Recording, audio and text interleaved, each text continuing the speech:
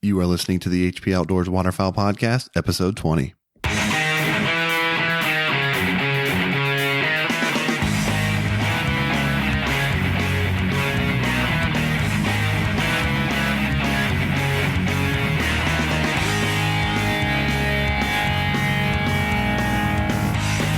This week on the HP Outdoors Waterfowl Podcast, we forge ahead with our duck profile segment and feature the Greater and Lesser Scaup, and we talk about diver hunting, a little bit of tips and techniques and how to rig up to have success when chasing those late season divers.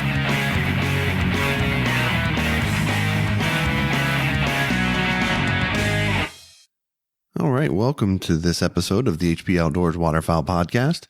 This is episode 20 of the show.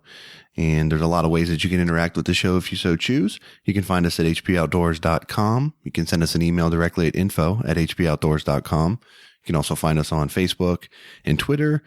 And you can call the HP Outdoors Waterfowl hotline at 724-609-FOWL. That's 724-609-3695. Joining me this week on the show, as he always does, my good friend and partner in crime, Dan Harushka. Dan, how's it going, bub? Doing pretty well.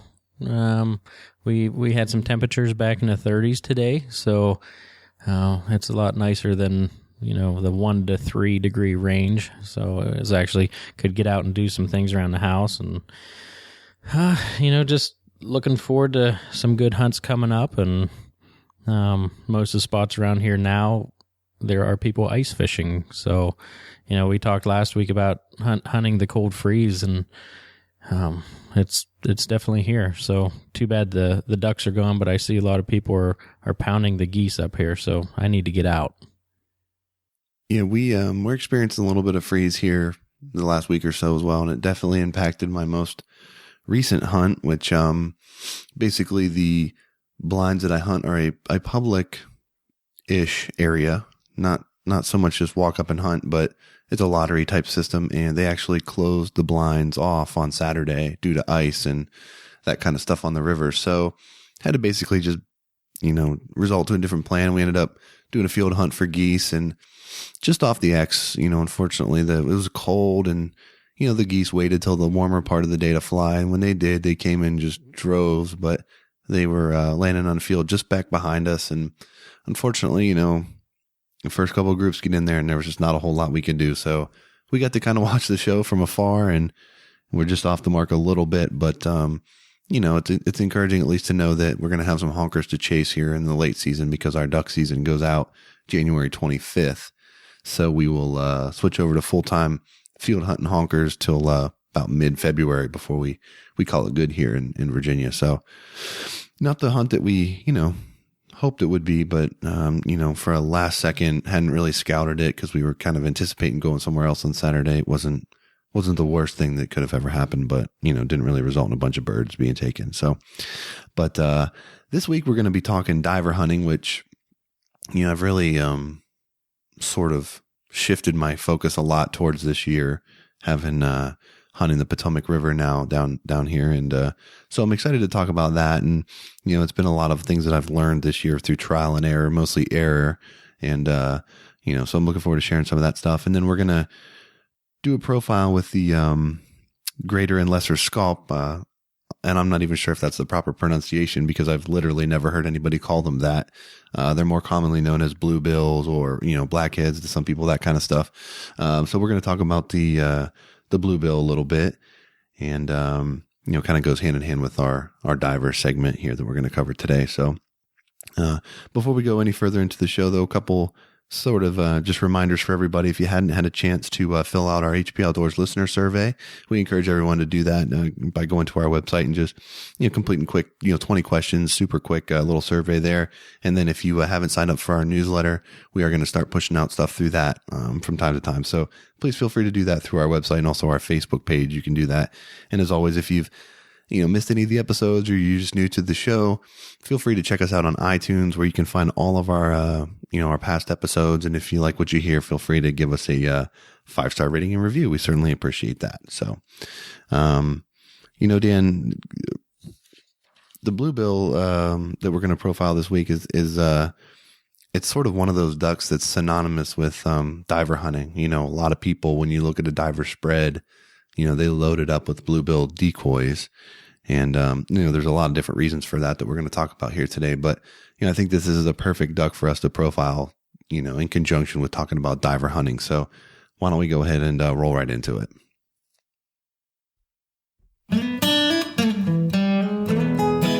All right, the bluebill, there is a lesser and a greater. And the lesser, the male's about 17 inches and the female's right behind it, 16 and a half. Compared to the greater, it's about 18 and 17 respectively, but there is quite a bit of a difference in the weight. The lesser is about 1.8 pounds, 1.6 to 1.8 with the male and female, where the male and the female on the greater are about 2.3 and 2.15 pounds. So about a 20% difference in size there. Most of the time they are found together, and like I was saying, the 20%, it's pretty obvious when they're next to each other, but if you just shoot one at a time, it's going to be kind of different, difficult to tell. So the male lesser bluebill, they have glossy black head with a purple cast, where the greater is actually tinted green. And the neck, breast, and upper mantle are glossy black, and vermiculations on the sides and flanks are olive brown. And the back is a light gray with a broad, heavy vermiculations and kind of a sooty black. And the tail, the upper and under tail coverts are black on both the lesser and the greater. And the wing has a white speculum, and the inner primaries are light brown and become a little darker towards the tips. And the bill, which it's so famous for, bluebills, is a light bluish gray with a black nail, and the legs and feet are gray, and the iris is yellow. And during courtship, the male utters a weak whistling note, where I believe the greater has more of a soft cooing whistling note. So the females, they have a brownish head, neck, and chest, and the white oval patches around their bills. And the back rump and scapulars are dark brown, and the speculum is white. And the bill is very similar to the males, but a little bit duller, and the legs and feet are gray, but the iris is also yellow. And the breeding, they're very extensive in their breeding ranges in North America. They extend all the way across North America to the Bering Sea, and most of the population occurs in the boreal forest. And they really like interior lakes, ponds, sedges, meadows, and the lessers and the greaters both lay an average of about 9 eggs. Yeah, they're both kind of similar in a lot of ways. And when you talk about their migration patterns and wintering patterns, the majority of the lesser bluebills will migrate through sort of the central and the Mississippi flyways to winter kind of along the Gulf of Mexico and coastal Florida areas. Yeah, they really like fresh and brackish water wetlands. Sort of open bays are preferred, for the lesser. The lesser's common visitor to Central America areas, the Caribbean, Northern Colombia, an occasional they'll go all the way down to Ecuador, Venezuela, and the Trinidad areas. Research has shown. As far as the greater, they make a lot of flights across the boreal forest to Canada prior to getting to their wintering grounds in the Atlantic coast in the Great Lakes region. Or, some of them will migrate offshore from Alaska to their wintering, areas along the Pacific coast. And they can also occasionally be observed in Central America and in the Caribbean. As far as population, surveys and things are concerned with the bluebill, when they do these aerial surveys, as you mentioned, they are very difficult to distinguish between the two. So the graders and lesser are actually counted together when surveyed. Conservative estimates and, kind of a best guess is that the greater, bluebill makes up roughly 11% of the black or the total bluebill population in North America. Unfortunately, bluebill populations have kind of steadily declined since the 1980s due to, contaminants, low female survival, and reduced recruitment due to, breeding habitat and food resource issues. The 2009 survey had the bluebill population at about 4.2 million birds, which was an approximately a 12% increase from 2008, which was great. More recent numbers have shown in 2013 a count of 4.1 million birds. In 2014, they actually saw a nice bump up to 4.6 million birds, which is an 11% increase year over year, but still 8% under the long-term average for the bluebill. So, recently, an uptick in population, which is great, but there's obviously still some work to do there. As far as feed, both birds, prefer to dive for aquatic plants and animals, and, the seeds, leaves, stems, aquatic vegetation, that kind of stuff is a pretty typical diet for both of the birds. So as you can see, a lot of commonalities between the two and very subtle differences. So next time you're out hunting and you harvest a bluebill, take a closer look and see which one you get.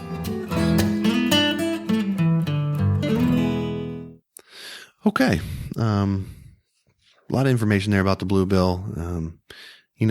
We actually, the last time we hunted up in Maryland, we were fortunate enough to harvest a greater and a lesser bluebill on the same hunt. So it was kind of cool to have them together to compare, because like you said, you just harvest one or the other, and it can be a challenge to tell the two apart. So next time you take a bluebill, give it a closer look and see if you can be sure of which one you got there, a lesser or a greater. And kind of further to that end, when you're talking diver hunting, that's going to be the main discussion of today's show, Dan. And, I know diver hunting is one that may not be like the sexiest of topics when you think about, massive mallard shoots and, things of that nature. But I really have found diver hunting to be really enjoyable. And it's honestly one of my favorite things to do for a lot of different reasons. But I think it's one thing that, a lot of people just kind of discount for whatever reason. And then I think it's just maybe because of the popularity of the mallard, but there can be some really, really great diver hunting if you, take the time to figure out what you need to do to have success.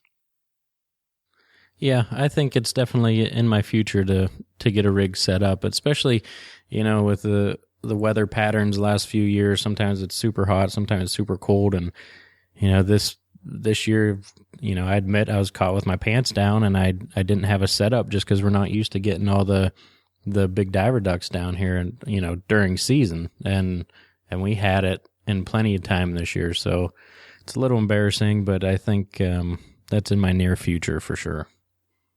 Yeah, and I know you had the weather last year too up there. Had them down in November as well. So I think it'd be good to give yourself a chance there, because even when it's not super cold, you'll still get some of the diver species to move down and can give you some fun shoots when some of the puddle ducks make it a little more challenging. So let's go ahead and roll into that and get into this week's main segment of diver hunting.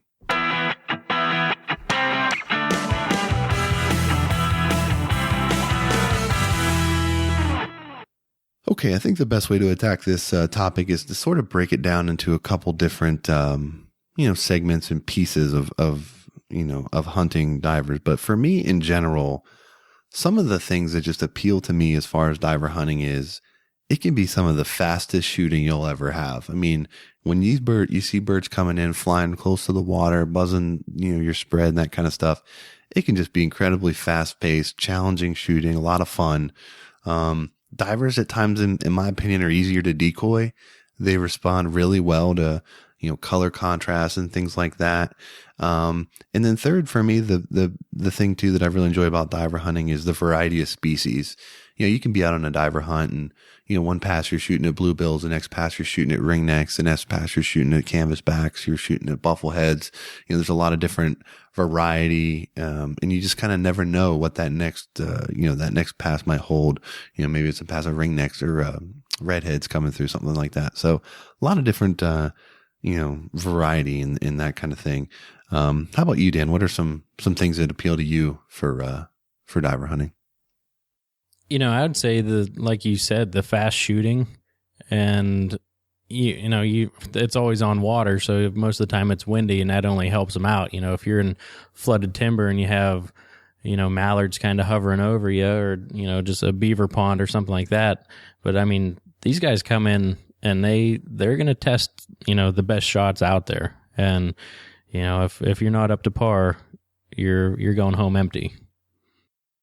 Yeah, lots of shooting and missing. But the cool thing about hunting divers a lot of times too is you're getting immediate feedback. If you've got a flock that comes and buzzes through and you're shooting behind him every time and you see the water, spraying up behind him because you're, not leading enough, you get that immediate feedback real quick and you know that you need to lead him a little bit further. So that's always kind of fun to point out to your buddy why he can't hit anything, and certainly I know it gets pointed out to me enough times too. So, let's talk a little bit about location. Where can you go to get good diver hunts and what kind of stuff you should be looking for? And, with this, it's kind of we're going to paint with very, very broad strokes here because, there's a lot of different things to consider. But for me, if I'm looking at a body of water that I'm, going to try to effectively hunt for divers, this is with the assumption that you're hunting from the shore or like you don't have a layout boat and the bigger rigs that, you can go out in the bigger water. So if I'm hunting an inland lake or something like that, I'm going to look for points or areas that kind of stick out as far as possible. Because diver ducks they like to fly along the shoreline, and instead of cutting the corner and going up over that finger, oftentimes they will fly around the end of it and they will come into a gun range, when they do that kind of stuff. So I look for areas that I can, get out as far as I can into the water, and run my spread from there. What are some other areas that you're looking for, Dan? Well, even like coves and whatnot, but speaking to the points, I hunted, Pymatuning, it's right here. So I hunted that a lot this season, and, I did scouting and we knew a couple cove areas that had some points on it, and we would hunt there. And every time that we hunted, there'd be a little bit to the north where all these divers would just be buzzing the corner. And every time we kept going a little bit north, they were a little bit north of us. So then finally, it's kind of embarrassing. I didn't do my homework on Google Earth, but there's just a huge point that they were buzzing this entire time. So we hunted this area like 4 or 5 times. We kept getting closer and closer to it. If we would have started up there, we would have had some good shooting days because there were tons and tons of divers up there, but we were always just a little bit too far in. So, talking about your, any parts that really stick out, like you said, they're not going to go over trees if they can buzz around them. So that's a really good point. Yeah. And I mean, that's kind of a common knowledge, to get when you're hunting divers for most guys. If you read an article or do any kind of research, you're going to find that. But talk about coves. You mentioned that. Why are coves a good area for divers, and what appeals to them there? I would, the protection. That's for any duck, but you're going to have protection from the wind, and they like to raft up. They like to eat. Coves are usually a little shallower than the big water, so they're going to be, eating and diving and doing their thing in there. Yeah, coves are great protection from the wind. If you're on these big bodies of water and you get these high wind days, I mean, that's an awesome place for them to be able to get in and relax. A setup technique that a lot of guys will use is they'll set up on a point and they'll run, their long lines or their decoy spread and start it from the open rough water and run it back around the island into the cove, kind of simulating birds coming into that cove off of the open water. And a lot of times flying birds will come right down the decoy line and finish right in front of your blind because they're trying to do the same type of thing. So always a good, situation to look for if you can get out on a point and then run some decoys, kind of starting, upwind of your position, coming downwind into a cove that would offer them protection. That leads me to my next point about location. A lot of guys like to hunt the upwind side of a lake because you get a little bit calmer water, generally kind of easier to navigate, that kind of thing. One thing to consider though, is if you're going to hunt a lake like that, you don't want to rule out hunting the downwind side of the lake either, because you're going to have a little bit rougher water down there and you're going to have birds that tend to stir a little bit more. You may not have as many birds per se. They may, raft in bigger numbers up on the upwind side because it's a little bit calmer and a little more relaxing for them. But you want to make sure that, you kick the tires on the downwind side too, because it can be, maybe less numbers, but it might get faster shooting, better action. So if you've got a a point or something that sticks out on that downwind side that you can get to real good and get set up and nice, definitely don't discount those opportunities as well. When you're scouting for divers, Dan, it's a little bit different. I think for, most folks, I know it is for me, but, obviously you're just looking for birds, but, what kind of things are you considering when you're scouting for birds and trying to think about a setup on them, that kind of thing? Well, I know down where you're at, you have to worry about, if they're coming through and all the legality of where you're at. Up here, you don't have to worry about that as much, but like I said before, our biggest problem, and it's not even with scouting as much, but it's more of, finding the birds in season. And, you could go up to Lake Erie and, get up there and, get your blinds and whatnot. But down here, driving by the lakes, and our biggest problem is scouting and actually finding them in season. So that's what I would say. Yeah, typically birds are going to raft up in areas where there's abundant feed and open water. Right now, the Potomac River where I'm at is almost completely froze over. You've got just chunks of, massive chunks of ice flowing down the river, and it's not as much open water as they're used to. So you'll find tons of birds rafted up out there in the open water because that's all they have available to them. When the water's more open, they're going to raft up in areas where they, one, feel secure, and two, have feed.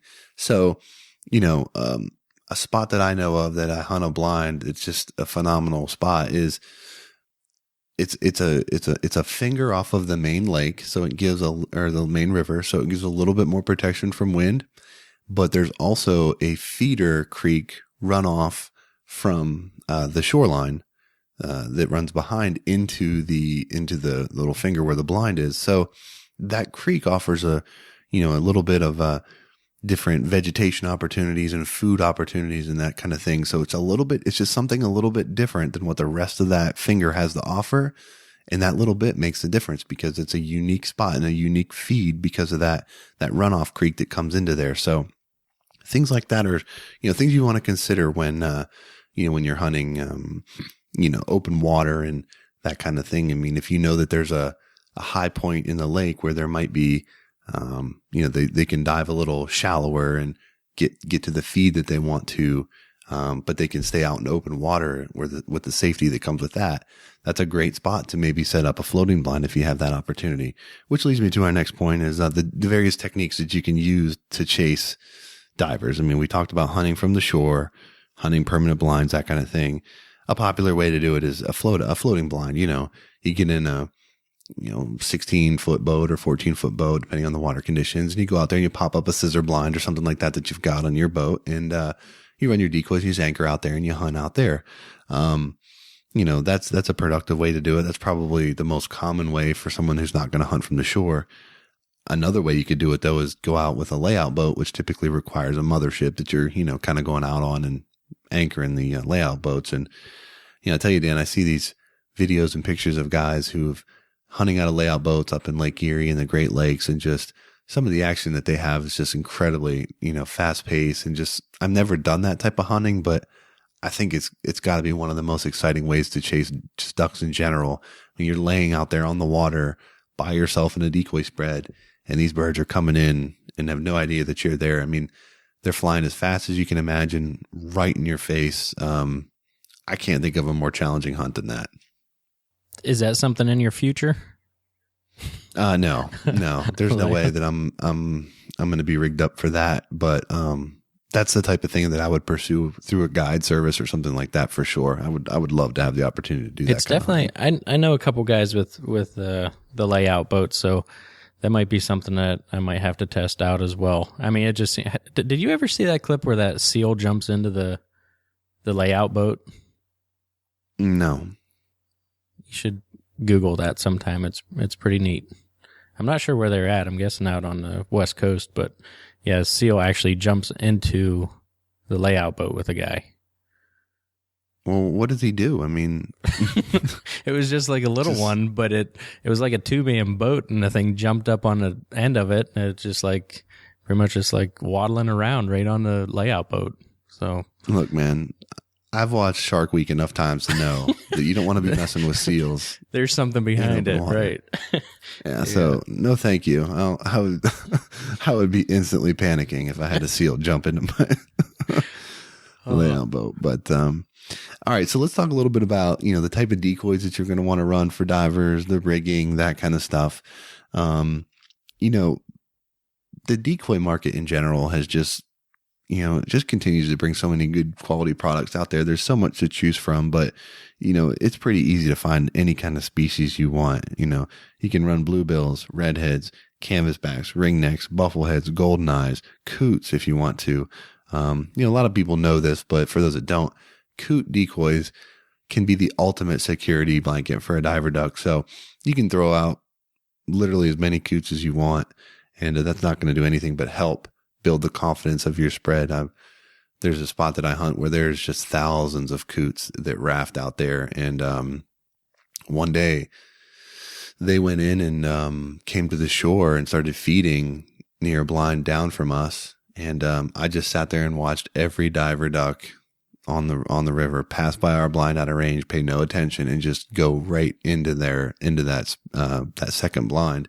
And it was primarily buffies that day.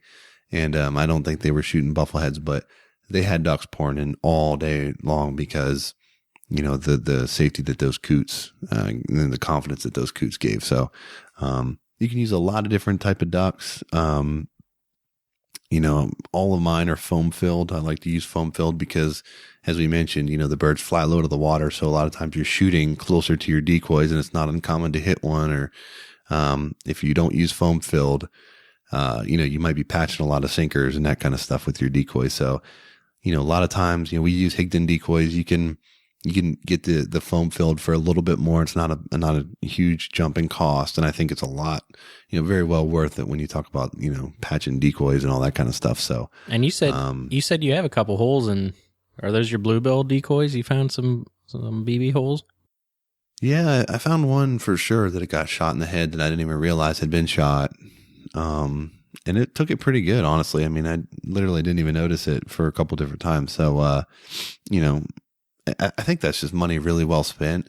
Now, I mean, I don't know if I'm a fan of every decoy that I own being foam filled. I mean, if you're hunting with Canada geese and you got all foam filled geese, which I do have some, they get heavy and that kind of stuff. So it depends on how you're transporting and all that.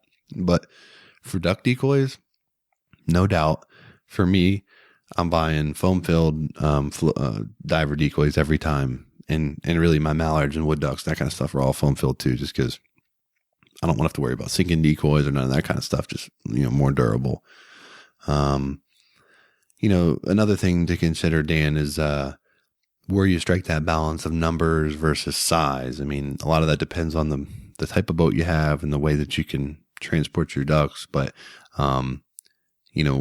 where do you stand on that? Would you rather have a dozen or two smaller size decoys, or would you rather have a dozen or a half a dozen larger size decoys? I guess it would kind of depend on the water I was hunting. If I wanted to be really visible, then I'd try and go with the bigger decoys. An area I would assume, well, kind of, rivers, maybe not the size that you're on, but smaller rivers, I would go with a smaller decoy. I wouldn't have any reservations about that. Yeah, being that I hunt everything out of a canoe, but it's not a standard, like, small little canoe. We both have the same type of thing. It's a sports POWP canoe. It's wider. It's got pontoon flotation on the sides, on the inside. It's, it's a more safer alternative to a traditional old canoe. But I think I hunt 4 dozen decoys out of that for my diver spread, with about a half a dozen honkers pretty comfortably. And I run 2 dozen bluebills, standard sized to give on long lines. And then I run my specialty decoys, I call, individually rigged, and I use the Higdon Battleship ones that are larger. So I'll run 6 canvas backs, and then I'll run 6 buffle heads, and I also run 6 ringnecks and 6 mallards. So I run all of those standards. The diver decoys are bigger, my ringnecks are smaller, and my mallards are smaller. But when I set them, I use the long lines to create the rafting appeal, and then I use my larger ones on the perimeters to help with the visibility. And the canvas back's got that white that pops, and so do the buffle heads. But also something that's important when you're talking about deploying your decoy lines. There's certain types of diver ducks that only will want to decoy to their specific species. So buffle heads are one of them. So if you want to hunt buffle heads and you have buffle head decoys, it's smart to set them kind of off to the side of your spread, because the buffle heads will look for their same kind. Goldeneyes are notorious for this as well. If you've got goldeneye in your area and you've got goldeneye decoys, it's smart to set those on the side. Canvasbacks are kind of a wild card for me. I've read both. I've always set them to the side out of just kind of preference. And, the only flock that I had come by my spread this season, they were bombing into the 6 canvasback decoys that I had. I mean, the hen decoy the hen bird, she couldn't get on the water quick enough, right smack dab in the middle of the 6. And then even after we shot the 2 drakes, she stayed there and wouldn't want to fly away. So, I mean, I don't think that it'll hurt you to mingle them together somehow, like if you're running long lines, but I would say maybe put them on the end of the line, not go, one and then a different species and a different species. I'd put them all together on the one end. But if you're going to hunt redheads, bluebills, ringnecks, that kind of stuff, you can put all those on the same long line or group them all together and give you that blob. And I don't think you're going to have any problems. Now, is there any research to why, say, like the golden eyes, just kind of stick to their own? I don't know. I've never heard anything scientific. There may be, but most of my stuff when I was doing research was just, for every 10 people that you'd read that say, that they would only finish to their kind, you maybe get 1 or 2 that says, oh, I've had no problem shooting buffleheads and golden eyes over a spread of bluebills. So when I was buying my spread, I thought it's not going to hurt to have a little bit of variety, and that kind of thing. So I chose to mix it up a little bit, and, we've had some success with that. So I'll probably continue to stick with that. Yeah. And that school of thought. I was just thinking, usually, like I said, and I'll keep repeating it, because usually when, the cans and the redheads get down here, our season's already out. So this year I did a lot more scouting when they were actually here, and the canvasbacks that I did see, now there were, hundreds and hundreds of redheads out there, but the canvasbacks that I saw mixed in, they were all together. They were close, you wouldn't find one here and one there, there'd be like a dozen here and then maybe a dozen way off at the other end of the lake, but the ones that were there were together. So I don't know if that matters at all, but the entire lake was open compared to just a small hole where they had to go all together. And even what I'd say too with that is, when I say set them to the side, I'm not saying they have to be like 45 yards outside of your lines. I'm setting them 10 yards, 12 yards to the side, just in kind of like a little pocket of their own, just to give them a spot to go. And it's been effective so far. So, if you've had problems decoying any of those type of birds and you hadn't tried setting some decoys off to the side of their own, maybe give that a shot, and that might help you out. We've talked a little bit about rigging in the past, rigging decoys and that kind of thing. For me, long lines is the way to go. When I first started this season, I had bought some of the Ryobi leaf bags that you can get from Home Depot, and they're for yard work, and they got holes in them and stuff, so they worked perfectly. So I just threw all my decoys in there, and I can fit about 3 dozen decoys in the bags, including the oversized, battleship decoys that I have.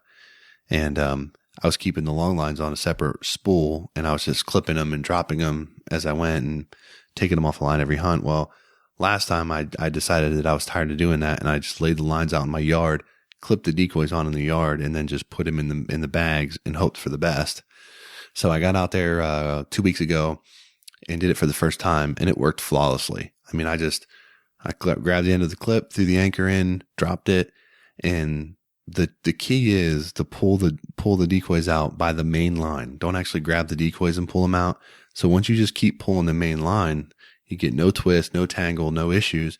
And I mean, I had 24, decoys deployed by lines in literally no time. I mean, it was super quick. Couldn't have been any easier. So from now on, I'm leaving them clipped on the line, and they're staying in the bags, and it's worked really well for me. I know guys use slotted bags to hold their decoys on long lines. They attach them to the line. There's a lot of different ways you can do it, but long lines are great. They're super effective. And they're just really time saving compared to individually rigging every decoy. You know, some days I'm hunting 6 feet of water. Some days I'm hunting 20 feet of water. So I got to have a lot of line on the cords, all that kind of stuff. It just gets to be a real pain in the butt. So for next year, I'll likely pick up maybe 6 more canvas backs and run another line of them, just because I like the ease of running lines versus individually bagging them and that kind of thing. But so when you look to get your diver spread set up, Dan, I would definitely point you in the direction of long lines. I'll tell you what, I'm not buying any more slotted bags, and there's a couple reasons for that. One, the decoys, the Higdons that we use right now are pretty dang durable, that I wouldn't hesitate. Like, yours probably aren't, well, I don't know. You're hard on the equipment, but I think that these decoys hold up so well that it's worth putting them in a bag, or in, the leaf bag, like you said. Like, it just takes so much more time to have slotted bags, it seems like, and I don't know, it's not worth keeping them that pretty to get that annoyed sometimes. Well, to me, my diver decoys get beat. I mean, they got beat this year in the river. I mean, and they're in the leaf bags. Here's was my thought process on that. You buy a slotted bag from Cabela's or whoever, and you're going to pay $45 for that bag. A Ryobi leaf bag from Home Depot is $14.99. And it's a massive bag that holds. It's durable. It's got like a tarp type material, canvas type almost, but the handles are durable. Like I said, I can fit 24 standard bluebills in there easily.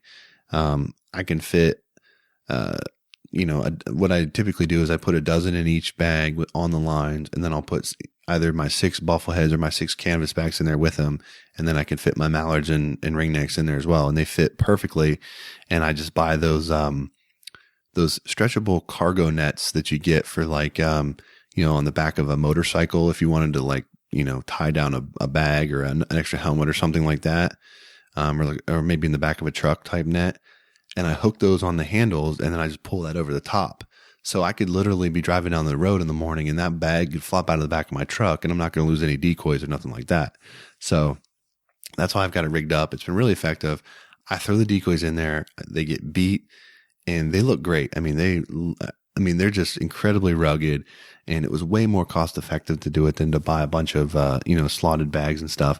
And the nice part about these leaf bags is they got clips on both sides. So once they're empty, I can fold them down to about 3 inches and clip them closed and stash them somewhere out of the way. So you can find some stuff about them if you do any kind of research online about, how to rig up divers. So anybody that's thinking about getting started in it, I would definitely encourage you to check that out before you make any kind of decisions. So I think that was that's a great way to go that you found, because I'm just thinking about the slotted bags that I have going out in a canoe. And I mean, you put 2 dozen and, you're loaded, and the boat doesn't get top heavy, but the decoys could be sliding around. You have to worry about them falling out. And, that's just it's a solid way that you have right there. Yeah. And the canoes that we use, they're wide enough where you can fit 2 of these leaf bags right in the middle. So I put, and they're kind of like diagonal. So then the opposite diagonals have holes where we put like our spinning wing decoys and our blind bags and stuff like that. And then there's a guy in the front and me in the back. And it's just a perfect setup. And I've got pictures of it, and it weights the boat perfectly. It's just really good, really functional, not expensive. For anybody that, is tight on space and tight on budget, definitely consider looking into those before you make any choices on bags and that kind of good stuff. So let's talk a little bit about just sort of setups and how to run lines and that kind of thing. And you hear a lot of people say, well, I've never seen ducks really swimming in a line like that, and they question the effectiveness of long lines, and do I need to throw lines around to break up the outline, that kind of stuff. I think that's a little bit of a misconception. Long lines are an easier way for us as hunters to deploy our decoys, but a lot of people getting stuck in their mind about how, mallards and puddlers and ducks that fly overhead see our spreads. Think about a diver duck that's flying on the water, and think about when you're sitting on the water and you see ducks in the distance and how they're rafted up in just like a big knot of ducks. When you're running long lines, that's essentially the appearance that the duck is going to see when he's flying towards you. He's not seeing straight lines because he's not high enough off the water to see that. He's seeing more down on the water level, which is just going to be rafting ducks because, you run your lines, hopefully staggered a little bit, and it just appears to be a big knot of ducks. So it's effective in that regard. Now, do I throw singles around to break up the lines a little bit? I do, but it's mostly towards the pocket, where I'm trying to get the birds to land. So a typical setup for me would be 2 long lines. Let me see here. I guess kind of upwind of my blind a little bit, and they're running downwind towards my blind or to the side of my blind. If I want them to I try not to get birds to finish right into where the blind is, because it makes it, obviously tougher. So I'll move my hole a little bit to the right of the blind or to the left of the blind, and then run my lines for the appropriate wind, and then throw all my loose decoys sort of to the side of the blinds to let the ducks finish over there. And then I'll throw my canvas backs to one side, my buffle heads to the other, sprinkle my mallards and my ringnecks around, and I'll usually throw out a couple geese, for visibility and that kind of thing. But, some other choices you can, do is, you can set just like one long big J hook, a big U hook in front of your position.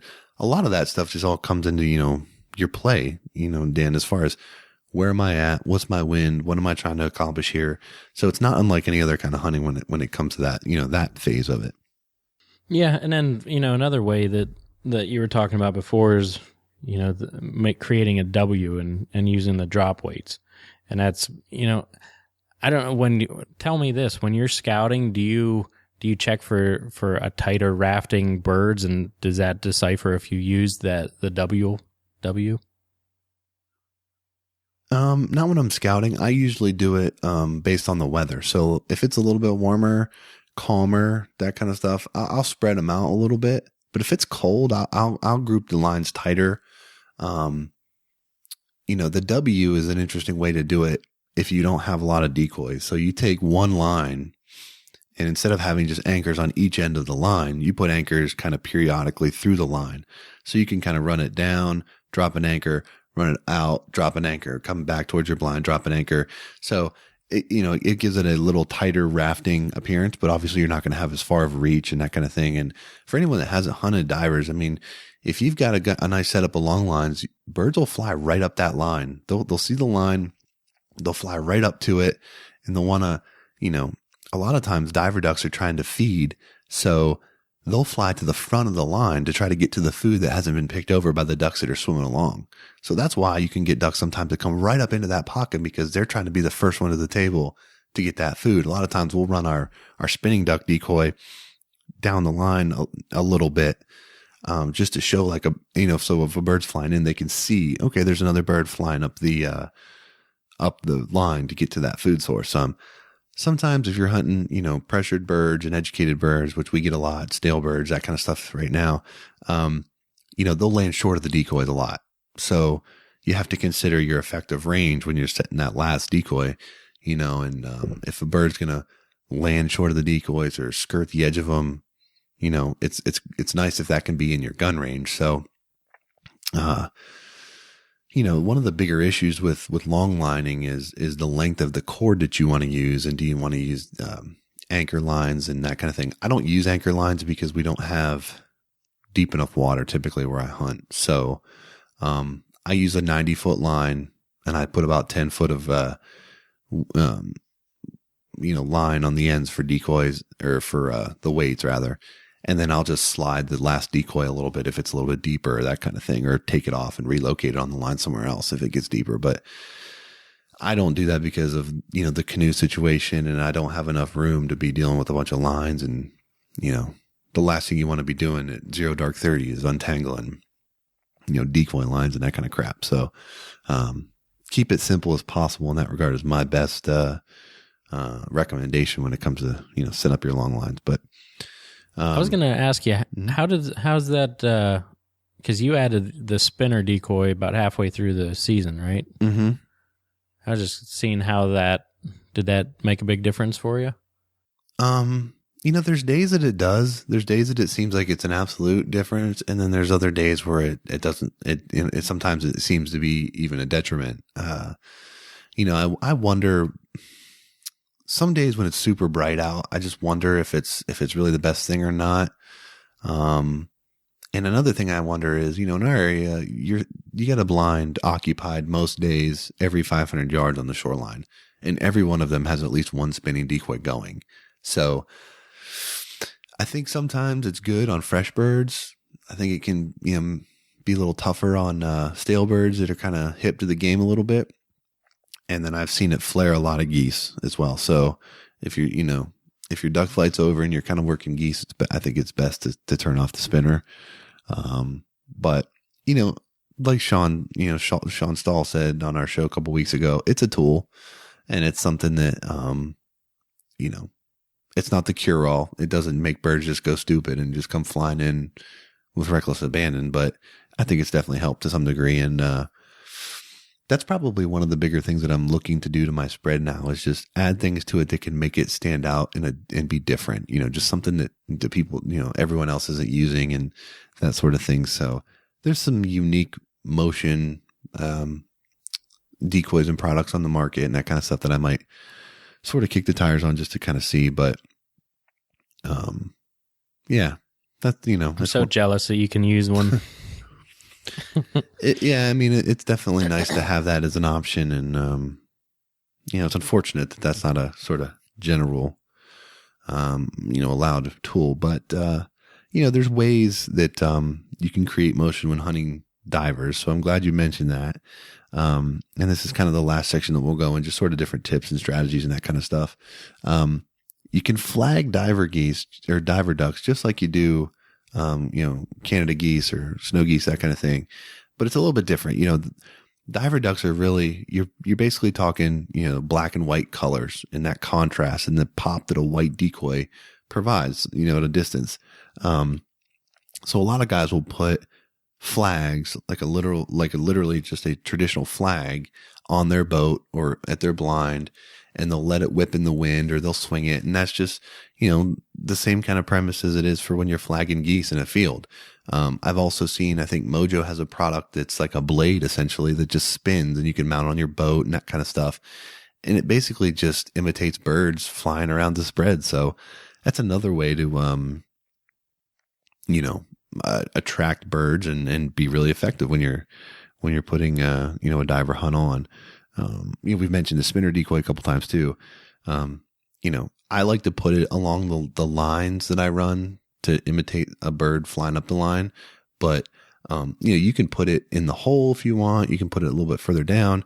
You can be flexible where you put it, but a lot of people wonder, when you're hunting deeper water for divers, a lot of times you have to use the floating spinner decoy, not the ones that are stuck on the pole. So that creates a couple of challenges because, you got to anchor it appropriately, but a lot of people want to buy a spinner decoy that they can use for, puddlers and mallards and divers.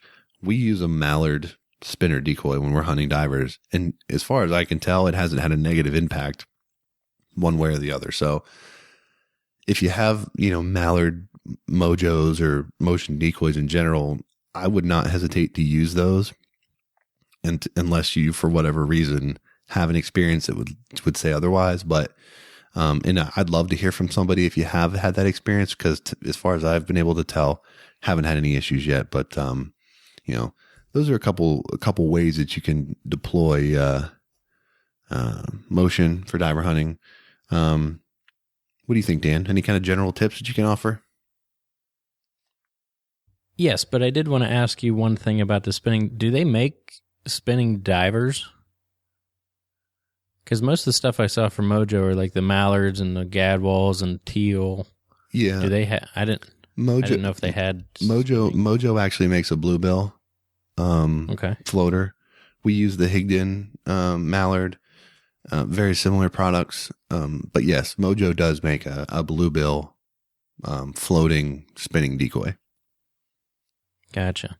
All right. Yeah. Well, one tip that I do have would be to put your mallard call away. And that's one of the, we went to a couple shows and there were guys there with, big water decoys, and they just came up, well, one reason we do this is because we don't have to use calls like that.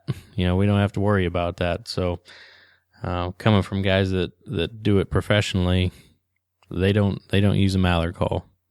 Yeah. Like Sean was saying again on our show, decoys are a visual call as much as a call is an audio, call. So, when you're hunting divers, they're flying super fast, and, a lot of times the vision of the black and white contrast of the motion will catch their eye from a long way off and pull them right in. So yeah, I literally never use my mallard call when I'm diver hunting ever, unless, I get mallards that might circle me or that kind of thing. But, another thing that I'll offer that I just recently experienced, I hunted last week in 20 to 30 mile sustained winds, gusting up to 40. And I had the long lines out, fortunately enough, early morning before the winds kicked up. Well, once the winds kicked up, I wanted to go out to adjust something, and I was in the canoe by myself, and the wind was just brutal. And I literally couldn't paddle by myself in the boat, and dropped the trolling motor in, and it helped. But I was still just getting blown all over the place, and I blew into the decoy lines and drug them across. We only had a small hole in the water, just literally big enough for our lines, and that was about it. And it drug me across the lines, and I had, a bunch of decoys tangled everywhere. I had cut the line on a couple of my honker decoys. It was a mess. So I would offer you, just be careful when you're hunting with long lines. Be careful with your boats, be careful with your motors, and be careful with your dogs. A lot of guys like to, they'll actually hook the decoys right to the main line. I use an 18-inch drop on my decoys to the main line, so that I can use the motor, and have a dog through there. I'm actually kind of regretting not going with a little bit longer. They make them up to 36 inches, I think, a lot of places. I didn't go that long because I was worried about tangles and stuff in the way I wanted to use them. So I went with the 18s, but, regardless, be careful. You don't want to, do what I did, and you don't want to get tangled up in the motor. You don't want to be out there with your dog struggling, going through lines, that kind of stuff. So, just keep that in mind when you're out there. And sometimes, it's just best to stay in the line until the end if you can, rather than go out and try to adjust something and, cause yourself a headache like I did. So learn from my mistakes in that regard. What else, Dan? What else is, that doesn't sound fun. One thing that we always preach is concealment, and just, staying hidden. And that, we can't say it enough. And you keep bringing up Sean Stahl, so I'll bring it up. I'll bring him up and how he hates, the pie facing the duck. So make sure you're not a pie facer, and don't do that. And another thing I was thinking about was hunting smaller bodies of water. And what I'm thinking with that is, the beaver ponds that we hunt ended up being some really good, bufflehead hunts and different birds coming in there. So, don't overlook that. Yep. I'm going to add a point to each of those things. One, concealment's so important because unlike when you're hunting mallards or puddle ducks that are circling above, a lot of times, if you have a hat on or something like that, it can hide your face a little bit more. You physically have to look up at the ducks for them to see your face. A diver duck is flying at your eye level a lot of times. So even if you look up, they, straight at them out over the water, they might be able to see your face because they're literally on the same level as you. So concealment is super important. If you're having trouble getting birds to decoy good, because if you're concealed, they should come in no problem. I mean, you should literally shouldn't have any issues getting birds to decoy. So just kind of keep that in mind when you're bouncing around in the blind and that kind of thing, because they're on your level at that point. So it's a little bit different than, when you're hunting puddlers, that kind of thing.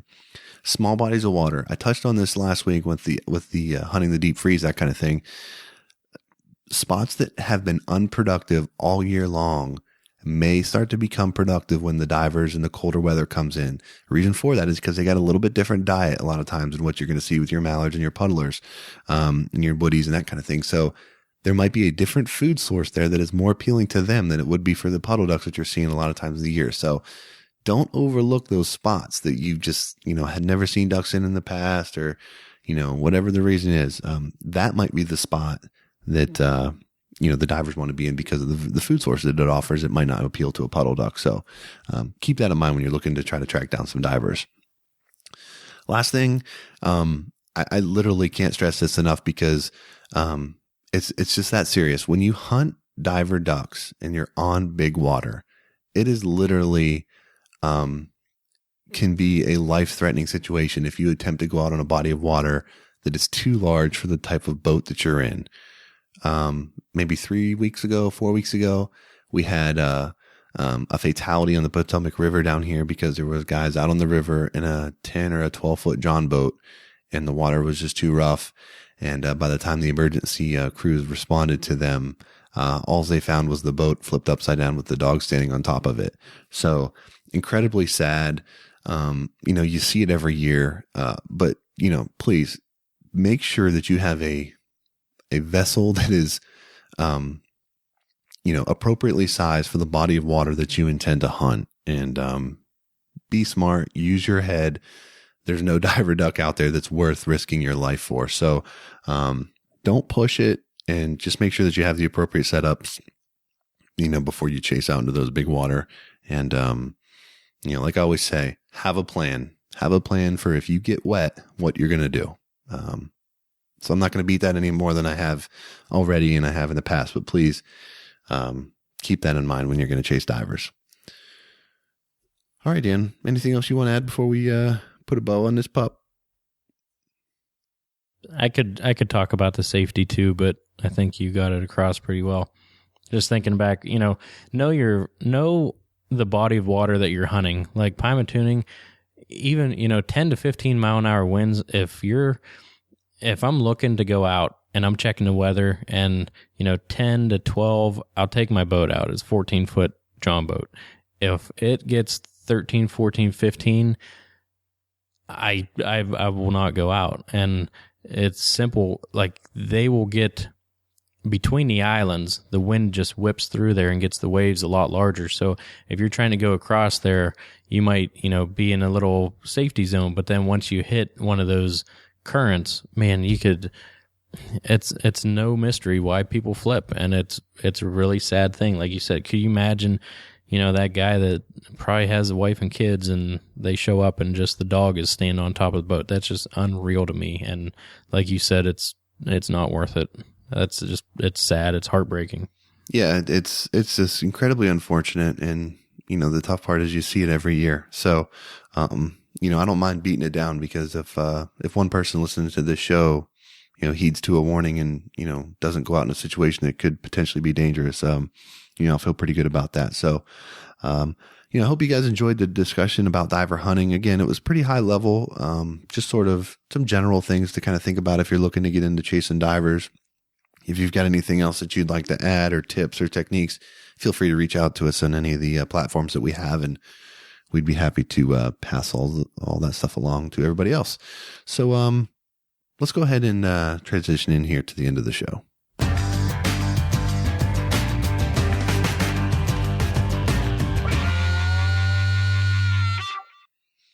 All right, Dan, we've kind of come to the conclusion of the show here. I think that the diver hunt chat is a good one that, a lot of people like to pack it up once the puddlers leave. So hopefully we'll, convince a couple more folks to try their hand at diver hunting and have some fun with those. But anything else you want to add here before we kind of close out the show this week? Yeah, and actually, you and myself and a couple of our buddies, we listen to other podcasts too, and I was listening to one. It's actually Joe Rogan, and he has some really good guests on there, and it just brought me to thinking, for our listeners out there, it's a personal life decision, I guess, but next time that you're really caught up in some show like Storage Wars or something like that really sucks you in, and at the end it just shows you an empty box is what they won. Next time, in the first 2 minutes of that show, get up and do something productive. Don't get sucked into that. Because I listened to this podcast with Joe Rogan and Jim Shockey, and it was one of the most eye-opening shows. Like, you'll have to listen to it if you haven't. But our society is so sucked into these stagnant shows. Get out and make yourself better somehow, pretty much is what I'm saying. Is that like a direct shot at me for going on like a Harry Potter binge in the last like 2 weeks? I didn't know anything about this binge, but no, I'm talking. Harry Potter's kidding? Wait, hold on. Are you kidding me? I didn't mention that on the show. Did you? I thought I did, but maybe I didn't. No, I don't. Yeah, no. What are you talking about? Well, so my wife, we'd never seen any of the Harry Potter movies, and there was like an ABC marathon or whatever, and she put on the first one, and I started watching it with her, and she really liked it, and I mean I was into it too. I enjoyed it, and so she'd like DVR'd every one of them, and we ripped through them all in like a couple nights of between Christmas and New Year's, that kind of stuff, and yeah, I mean, I'm like kind of embarrassed, but not really. I mean, it was entertaining. Tony must have been watching the same thing, because he came into the office one day and he's like, "I'm tired. I've been watching Harry Potter." I was like, "What are you talking about? What are you talking about?" He's like, "Yeah, man, Harry Potter." I was like, "All right, I gotta get some work done. Get out of here." I can tell you right now, I'm not alone in the Harry Potter thing. I know there's a ton of people that are into it, and I just had never seen it, and I enjoyed it, but yeah, I thought for sure I'd brought that up. If I didn't, I knew I had meant to, and but yeah, no, I thought you were just taking a shot at me there for watching Harry Potter. No, not at all. All right, well, fair enough. Before we wrap up the show this week, I want to do a little foreshadowing for next week. This is something we don't usually do here, but we have our annual trip to the Maryland Eastern Shore that we go out for our hunt with a bunch of our buddies, and it's something that we look forward to each and every year, and we've talked about a bunch on this show. But next week we're going to talk about how to pick an outfitter, and when you want to go on an out-of-state hunt, or maybe you want to hunt close to home and you just don't have a lot of good spots and you want to get a good hunt in and you want to pick somebody to hunt with, some of the things to consider and some of the ways, the resources that are out there to help you figure out what you want to do when you choose a guide. We're going to talk about that next week, because we went through that process, and I've hunted with a couple different guides and had different experiences and stuff. So we'll share some of that with you guys next week. So looking forward to talking about that, and kind of foreshadowing our future hunt up here to the Maryland Eastern Shore. So I think that does it for me. Before we close out the show, we would we haven't done this in the past, and we need to. So we're going to start. We want to thank our partners that help make this show possible: Higdon Outdoors, Sitka Gear, Brood Outdoor Coolers, Backwoods Decoy Systems, and Big Owl Silhouette Decoys. Thank them very much for their support of this show, and encourage you guys to check their gear out if you're in need of any of the products that they offer. Okay, without further ado, let's go ahead and wrap it up here with this week's parting shot. So this week's parting shot is basically talking about the fact that we are getting into a really fun part of the year. Although the hunting seasons are winding down, the hunting and outdoor trade shows are heating up. The ATA show was this week. I love seeing all the pictures and the stories and the new products and all of the information that comes out of these trade shows. If you haven't had an opportunity to go out to a trade show, I definitely encourage you to do so. You get to actually go and have hands-on contact with a lot of these products that are out there. Try them out, test them out. You can talk to the company ownership and their pro staff. A lot of times, you go to some of these waterfowl shows, you can get one-on-one time with the Field Hudnalls of the world, or the Sean Manns of the world, the guys that have been doing this for a long time, the true experts. You can get one-on-one time with these guys a lot of times. So really cool opportunities, especially if you're new to the sport and you want to get out, see some different stuff, meet some cool people, and talk hunting. So definitely take a look in your area and see what kind of outdoor shows are available. And if you got a Saturday that you're looking to kill, definitely give that a shot, and I think you won't be disappointed.